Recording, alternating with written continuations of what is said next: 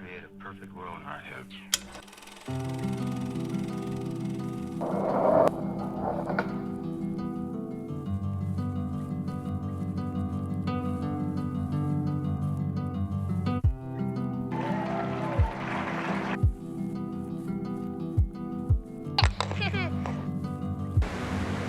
Create a perfect world in our heads.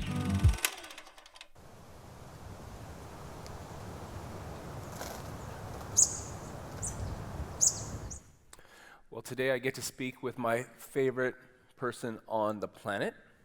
Just like spending time with her on stage, off stage, stage right, stage left, stage coach, doesn't really matter to me.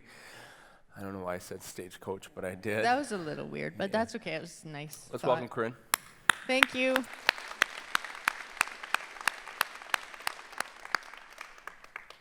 So this preacher in the United States a few years ago started traveling around giving this talk. It was entitled, How to Raise Your Children. Super successful. Okay, so he was traveling all over the Midwest. As many nights as he could do, he was booked. Large honorariums, which is the price that a church pays when a speaker goes to speak at the church. How to raise your children. People said it was powerful, profound, and inspiring. One thing you should know about this particular preacher is at the time that he was delivering this talk, How to Raise Your Children, he didn't have any. So shortly after he'd been doing this talk for a little while, him and his wife had their first child. And he found it a little bit more difficult to be powerful, profound, and inspiring, and he actually felt a whole lot less confident about how to raise your children. So he changed the title of his talk to Some Suggestions for Parents. A little bit less powerful, profound, and inspiring, but he was still traveling around giving the talk, and during that time, his wife and him had 2 more children.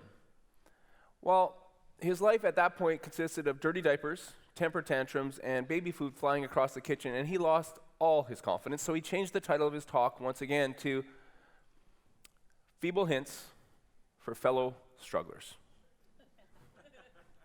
Guy said he seldom talks about parenting anymore. Doesn't have any confidence left. Also, he says he can't stand to hear his own voice at times. But when he does, he starts out his talk this way. He tells a couple of old jokes and then looks out at the audience and says, does anybody have some words of wisdom? So we're here today, definitely not as experts, but we do have experience. And our prayer is that some of that experience would be a blessing to you today. Yeah, I just love that story so much because parenting is the only job in the world that the longer you do it, the less confident you feel, right? We totally found that. Like, you never just feel like you've got the hang of the whole parenting thing. Like, our first child, 26 years ago, is she 27 now? Maybe 27 years ago was Tori. Let's see a picture of her, and she was an angel. Yes, doesn't she look angelic? She was such an easy kid. Like, she slept through the night early, and when I say slept through the night, I mean 14 hours through the night. She was just so easy. And then came along Lucas, and he was born with the maturity of a 40-year-old. That's his preschool graduation. So he was also really easy. So at that point, we were very confident. Like, we thought we were great parents. Like, this is so easy. I don't know what everyone's talking about. Then we had Emma. She was a holy terror. She was hangry for the first 5 years of her life. Perpetual low blood sugar, temper tantrums. Nothing worked. Nothing that worked for the other 2 worked for her. Lost a lot of confidence. And then came Gabe, and he learned to walk and immediately began stripping naked and escaping out the door every time I turned my back. Confidence even lower. And don't even get me started about when we adopted Beds and Samuel when they first came from Haiti. Yeah, there wasn't a shred of confidence on the parenting front, that's for sure. Because the thing with kids is that every one of them is different, and then just to complicate things further, the same kid at different stages is completely different also. Parenting is a hard job. I found this quote that is used to describe war, but I also thought it's perfect for parenting.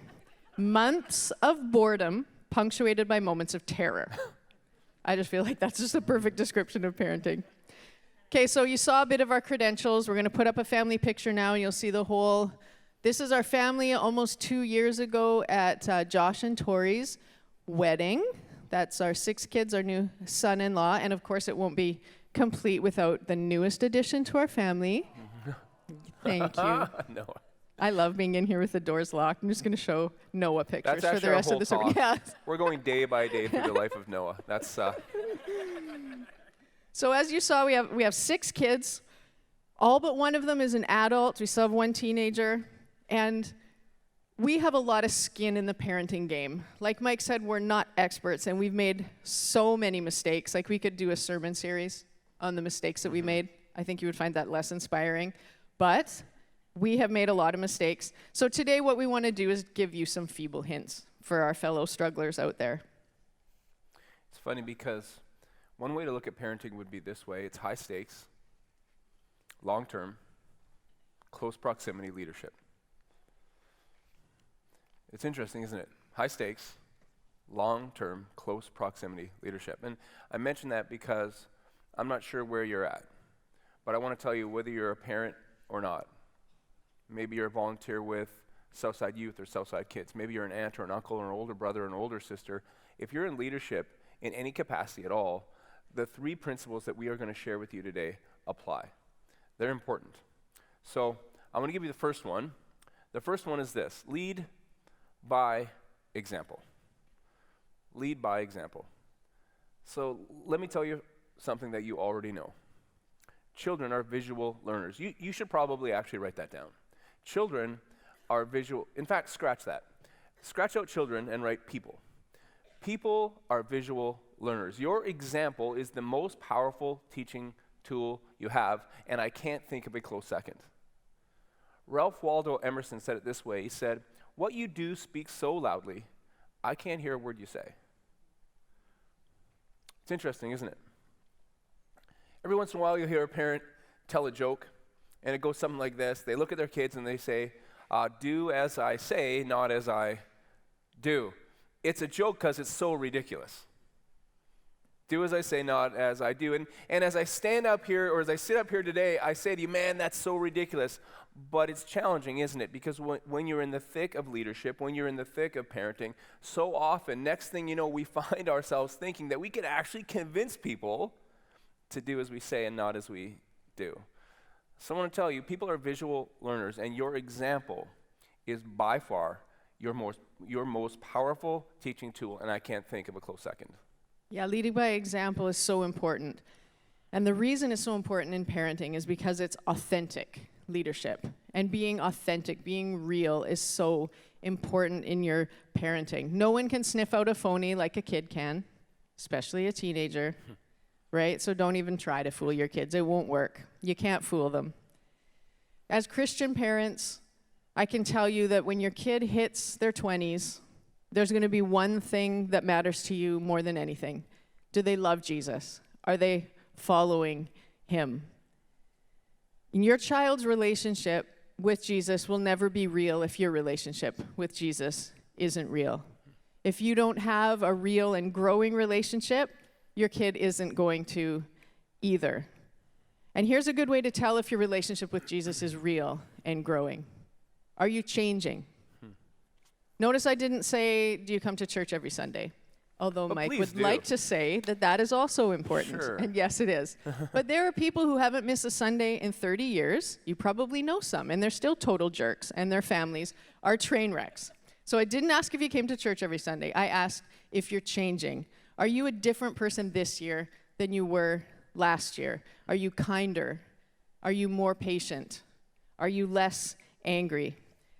Leading by example, leading with authenticity means every day saying, change me, and use changed me to change this family. And when your kids see you changing, they're going to know that Jesus is real. It's such an intimidating notion. I want to encourage you. I think if you're praying that prayer, you're already on the right track. Yeah. Think of what a humble prayer that is. God, please change me. I got room to grow. Please change me. Show me where I need to grow. Please change me, and use change me to inspire the people I lead, to inspire my kids.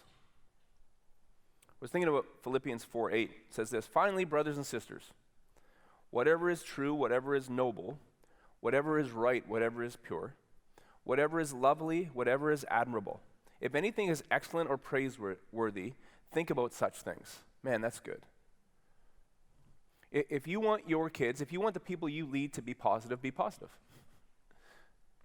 If you want your kids to be visionaries, in other words, people who don't look at the world and go, why? But look at the way that things could be and ask why not. If you want your kids, if you want the people you lead to be visionary, be visionary. Ask God to help you be visionary. If you want them to be solution-sided thinkers, you be a solution-sided thinker. And I know even as I say that, some of you might look at me and go, well, yeah, be positive. Okay, that's great, Mike, but there's really some things in my kids that needs to change. I believe you. Here's something that you already know, though. The environment that is most conducive to change is a positive environment. The environment that is most conducive to human change is a positive environment. You already know that. See, remember when you were back in middle school or high school? The classes that you did the best in were classes taught by teachers who you liked.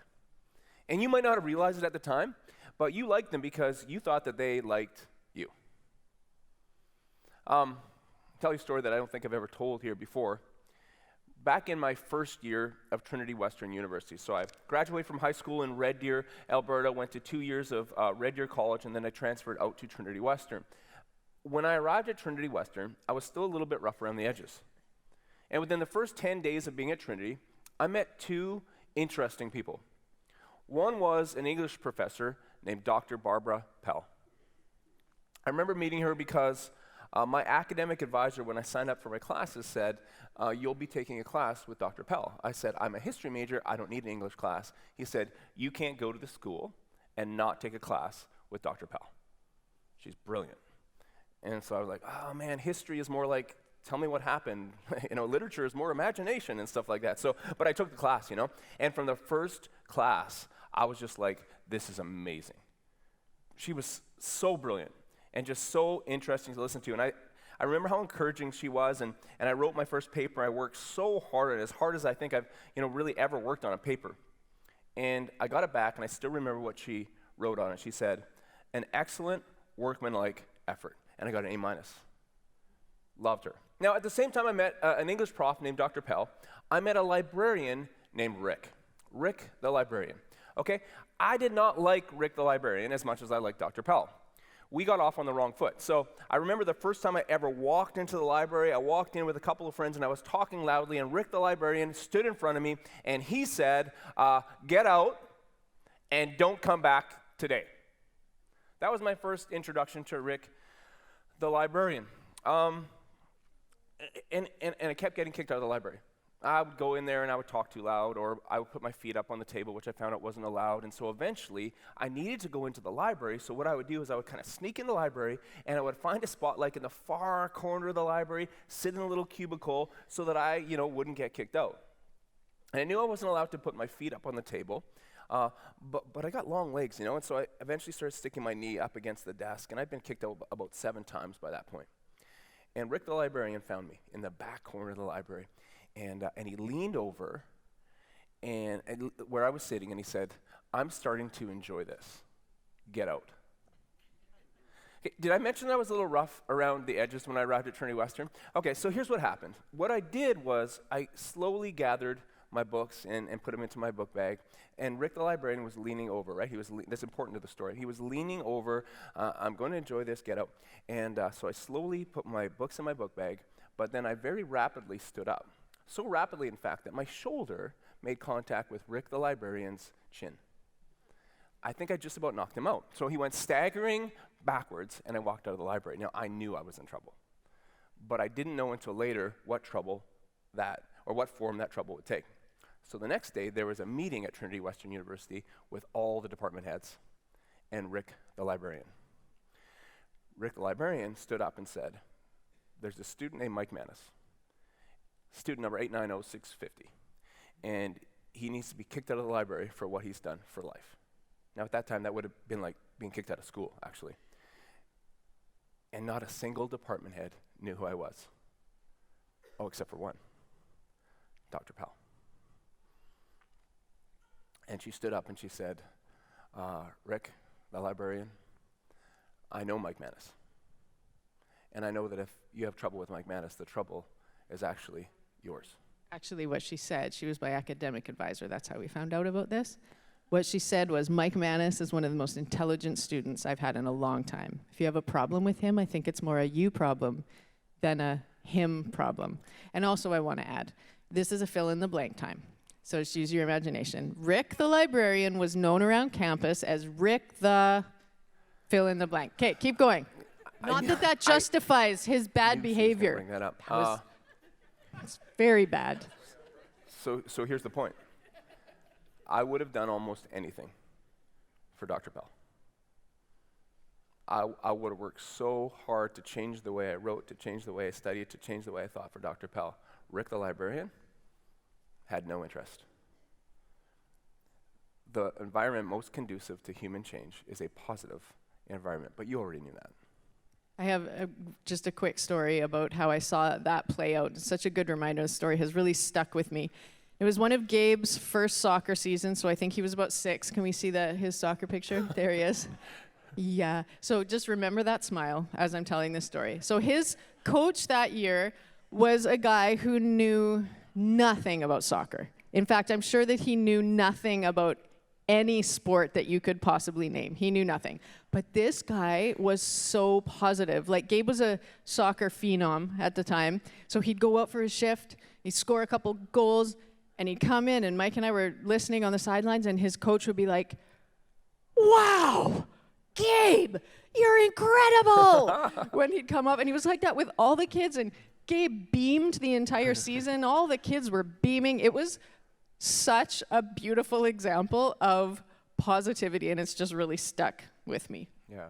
So principle number 1, no matter what form of leadership you're in, please understand that your example is the most powerful teaching tool that you have, and I can't think of a close second. Principle number 2, begin with the end in mind. Begin with the end in mind.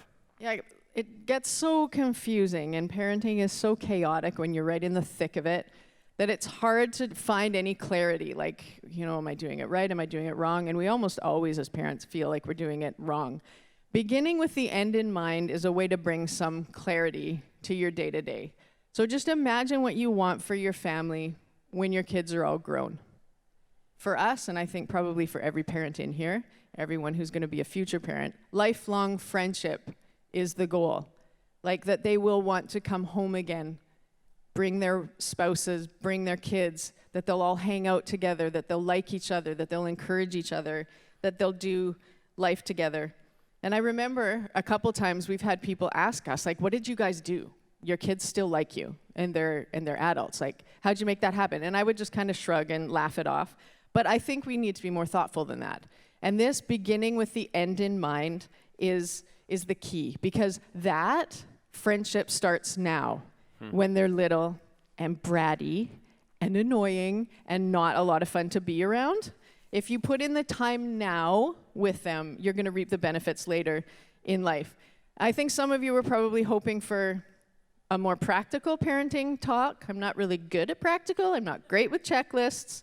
And there's a reason I think that I don't like checklists very much, because I think that they can overemphasize techniques and underemphasize the principles that underlie those techniques. Like, you've probably heard in parenting books, and there's nothing wrong with parenting books, read them, they're helpful, but you've probably all heard this belief: a successful family eats dinner together every night around the table. How many people have heard that, some form of that over the years? Yes, we did too. Well, here's the problem. Mike and I rarely did that. Like, he was a coach, started out our life as a coach, and he coached 12 months out of the year, and his practices were almost always over the dinner hour. Then our kids got into sports and other activities, and someone was always doing something. And so supper time at our house often looked like me flinging pieces of toast at the kids and racing to the minivan. That's kind of what it looked like.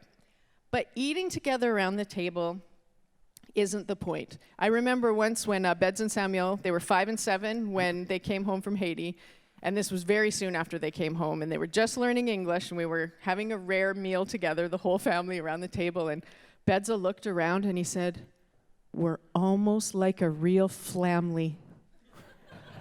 Like so close. Almost. So close. Almost, Bedza. I know unhappy families that ate supper together every night around the table.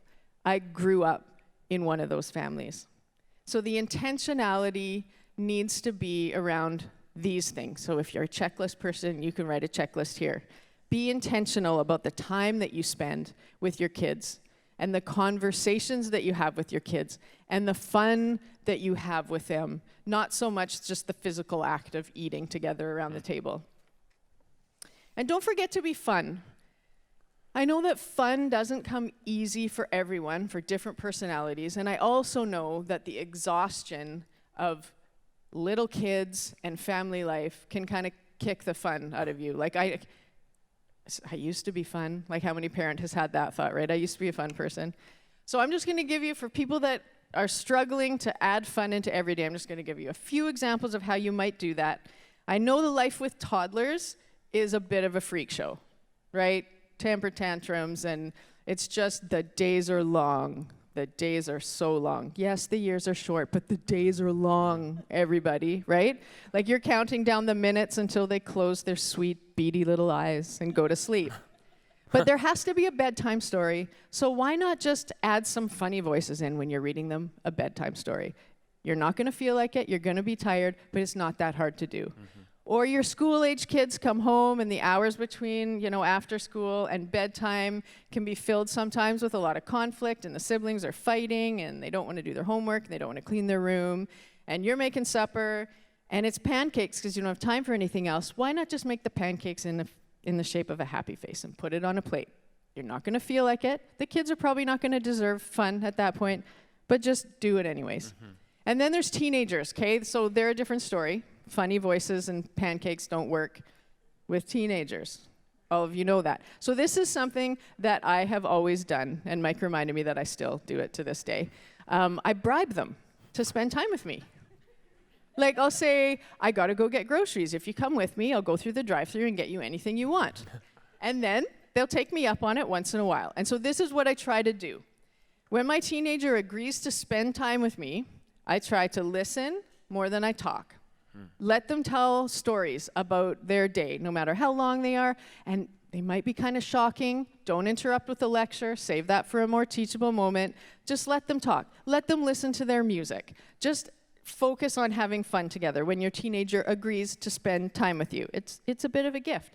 A little bit of fun goes a long way in reaching that lifelong friendship goal, but it starts now, whatever stage of life you're in.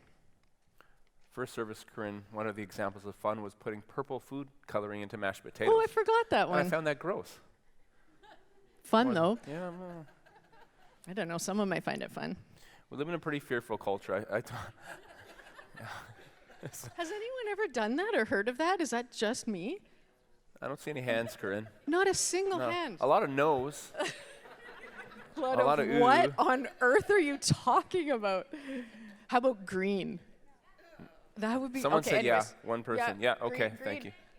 Oh, the pancakes. There we go. Shamrock. Right on. Yeah. Shamrock pancake. Oh, yeah, you could do. Okay, anyways.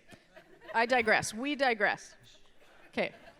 Continue. So I think we live in a really fearful culture. And we talked a little bit about this last week, that there's a spirit of fear. Fear of not getting my fair share. That leaves us wanting and wanting and wanting and wanting and isolated from each other. A fear of other people that leads to social anxiety, or looking at people as commodities and how can you validate me? How can you help me? And I also think there's a fear of missing out, which kind of leaves us unable to live in the now, to be fully present in the now. And what happens is when you become overloaded with anxiety in a really fearful moment, or in a long-term anxious state, the part of your brain that does a cost-benefit analysis shuts down. And I want you to think about the ramifications of that to parenting. So suddenly that thing that you're about to say, before you say it, if you want to begin with the end in mind, can you do a cost-benefit analysis, please? What's the benefit? You get it off your chest. What's the cost? That decision that you're about to make, can you do a cost-benefit analysis, please? What's the benefit and what's the cost? Beginning with the end in mind. It's called perspective.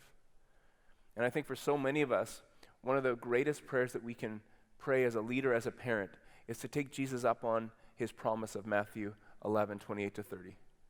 Come to him if you're weary or burdened or anxious, and ask him to provide you with, to give you rest for your soul. Slow down, be present. How does this story end? Beginning with the end in mind. So principle number 1, lead by example. Principle number 2, begin with the end in mind. And principle number 3, stick together. Stick together.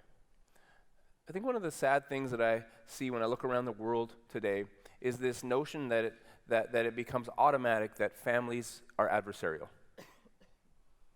It's sort of like a punchline to a joke. It's sort of expected that we fight against each other. We got mom against dad, dad against mom. We got kids against parents. We got parents against kids. We got siblings against siblings. And I want to tell you something. I want to be really, really humble when I say this. That has never been our experience. We've never been a family. Oh, everyone has their moments, right? But we've never been a family that fights against one another. We've always fought for each other. There's this poem out of the Jungle Book that I found years ago, and it's become, a little bit of a motto for our family at times. It goes like this. Now, this is the law of the jungle. As old and as true as the sky. And the wolf that shall keep it may prosper, but the wolf that shall break it must die. As the creeper that girdles the tree trunk, the law runneth forward and back. For the strength of the pack is the wolf, and the strength of the wolf is the pack. That's been a truth for our family.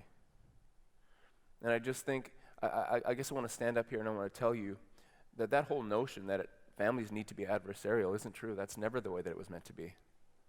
It's not the way that it has to be. You're for each other.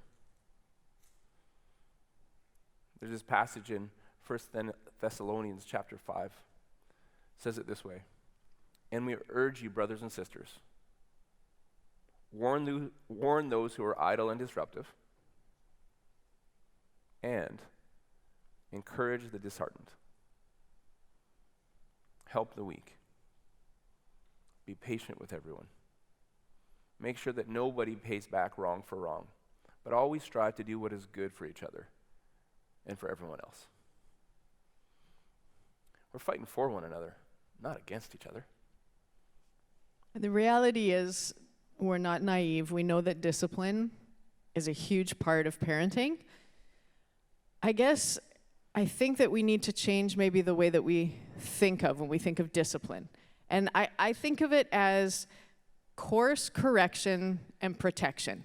So correct and protect. So those are the things that discipline needs to focus on. I'm just going to give you course correction. I just want to explain that one a little bit. Course correction, like your kid is getting off track in their attitude, in their behavior or something, and you need to get them back on track gently and encourage them to get back on track and protecting them when things get tough. I want to give you an example of how this played out in one of our kids' lives. It was one of our sons in middle school, and he was just emotionally going through a rough time. That's middle school, right? That's what happens in middle school. And he started hanging out with this kid who was bad news. He was a behavior problem, into alcohol and drugs, and he was in trouble all the time. Just not a good influence on our kids. So we told our son that he can't hang out with this kid. So period on the end of that sentence. And about a week went by, and we got a phone call from a teacher at the school. We have spies everywhere. That's handy. So great. It's very handy. And he said, I just want you to know, because he knew this issue, I just want you to know that your son's hanging around with that kid again. So let me just interject here, that there are times when you need to help your kids weather the storms, and then there are times when you need to change the whole climate for them. So for our son at this time, it was a change the whole climate. So we pulled him out of that school, and within 2 days, he was in a uniform, it's not that funny, sitting in a Christian school where he stayed for 2 years. So no, he was not very happy with us, and he didn't like us very much for a long time. But I'm confident that when he's an adult, and maybe it won't be till he has kids of his own, that he says, you know what, thank you for protecting me during that time when I was really vulnerable. I just want to say also, so you see the heart of discipline. It's not, well, now you've done it, I'm so mad now. No, it's like, I'm fighting for you. And it doesn't always seem like it sometimes, but my heart for you is to fight for you. And if we need a climate change, we need a climate change. And this is where your relationship with Jesus comes in, your real and growing relationship. This is where that prayer, change me, and use change me to change this family comes in. Because God actually answers that prayer when we pray it. When we are saying, help me be a better parent, God actually does help you. You're going to get these gut feelings that there's something up with your kids at different stages of their life. And that gut feeling is the Holy Spirit.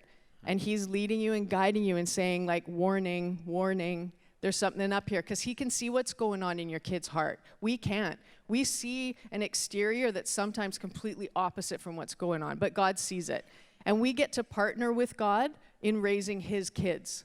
So he's waiting for you to invite him in and say, like, what do I do here? Help me. And he will. Because he has created your kids to become something in this world. And we get to partner with him in seeing our kids and helping mold our kids into the men and the women that God created them to be. There's lots of times that I remember that gut feeling that I just talked about. So many times when, I got help this kid weather this storm, change the climate for this other kid.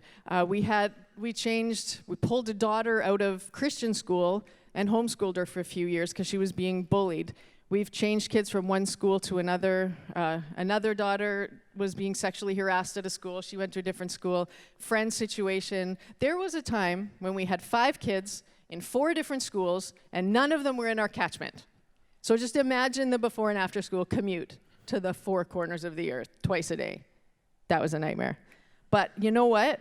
All of that hassle is worth it. When I look at them, they're not perfect, and we weren't perfect, and I missed it so many times. I didn't listen to my gut, or I did something different, and they made lots of mistakes, but I just believe they're going into their adult life and into their own families, carrying a lot less baggage than they might have if we hadn't listened to the Holy Spirit and interrupted some downward slides for them. So we got one more picture, and then we'll end with a prayer. And you can just leave this up while we're talking. So this picture is pretty important to Corinne and me. And so, let me just say again, this whole idea that family needs to be adversarial, it's a lie. It's not true. This picture was taken at Tori and Josh's wedding 2 Christmases ago. It was in the middle of an ice storm. It was an incredible day. I remember I officiated at the wedding, and as I'm officiating, I look over at the groomsmen, and I see 2 of the biggest, toughest, coolest dudes standing there, Lucas Manis and Gabe Manis, and they're crying like babies, big tears rolling down their cheeks. I think they've been so busy with basketball and with school that maybe it was the first time that it hit them that our big sister is getting married, And then the ceremony ended, and Corinne and I were meeting, talking to people, and Bedza and Samuel were ushering. And our 4 oldest kids, Tori, Lucas, Emma, and Gabe, without us realizing it, were huddled in the back. Someone took a picture, and they told me that they were there crying for 10 minutes. And I asked them later, I said, what was going on there? And it was kind of their moment. Now it's all your moment also, I guess, now that I think about it. But as much as I can tell, what it was a moment where they just remembered that some things were coming to an end, that they weren't kids anymore. So they looked back at the playing tag on the roof, 23-hour road trips to basketball tournaments in Las Vegas, and just those moments, but then also looking ahead and realizing that they were for each other. not just in that phase, but in the next phase too. And it means a lot. I wish Beds and Samuel were in that picture too. But it's difficult for me to put into words what this picture represents. I know a lot of you were here back in March when I spoke about the last decade and how difficult it had been in many ways for our family. And I remember saying in that talk, I am disappointed with myself. I am disappointed with my lack of accomplishments.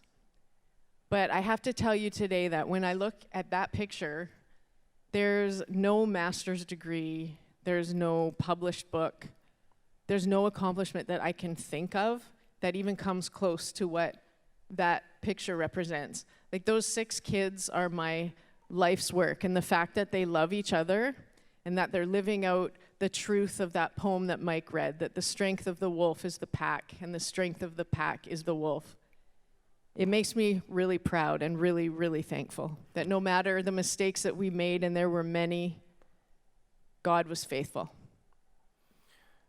One of the things that Corinne and I were talking about last night and again this morning is you kind of run the risk anytime you get up to do a talk like this of kind of coming across like a know-it-all, or that, oh man, this is so easy, and making people feel defeated. So let me be very clear.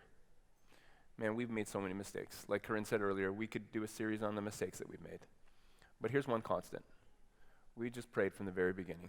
God, where there's been gaps, please fill them. You know, where we planted bad seeds, please grant a crop failure. And God's been so faithful. And so as we've prayed, I kind of want to do that for you right now. So pray for you as a leader or as a parent. Why don't you stand up so I can do that?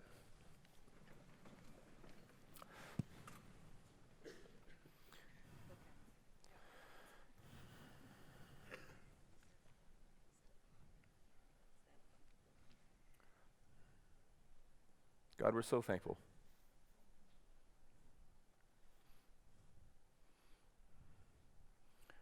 For us as leaders and for those of us who are parents, that those kids, as much as we love them, that you love them even more, exponentially more than we could even imagine. So Father, I pray that we would lead by example. So I'm just asking humbly right now for every single person here, would you please change us little by little, and use changed us to inspire our kids, to inspire our family, to inspire those who we lead. Give us the ability to be visionaries,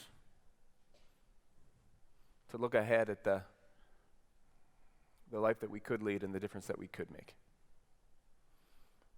Father, I pray that you would help us to have perspective, to be people of perspective. That we would not forget the power of the present to shape the future. That we would never forget the power of the present to shape the future. And finally, God, I pray that, first of all, as our individual families, in our marriages, in our families, and even as a church family, that we would defy the odds, that we would defy this notion that it has to be adversarial, but instead that we would, even when we have our moments and our struggles, that we would always remember, and that you would give us the ability to just fight for each other. Be for each other.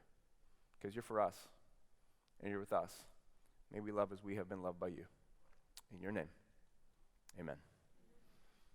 Love you guys. God bless. Hey, thanks so much for watching today. Why don't you come join us at any of our 4 Sunday services? We meet at Sardis Secondary School in Chilliwack, British Columbia. And for more info, you can visit southsidelife.com.